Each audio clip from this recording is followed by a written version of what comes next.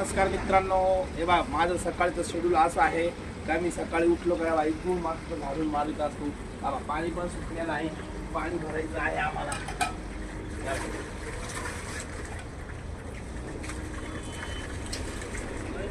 पाणी पण सुटलेलं आहे, मी पूर्ण झाडून घेतलं आहे. आता मी हे इकडचं पण झाडायचं. रात्री जेवण केलं होतं हे इकडं राहिलं ना, आता फक्त एवढं राहिलेलं आहे.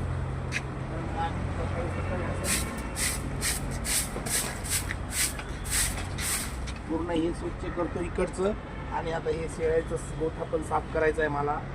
आणि हे इकडचं पूर्ण साफ करायचं. आता हे पिल्ले बघा, आमचे पिल्ले.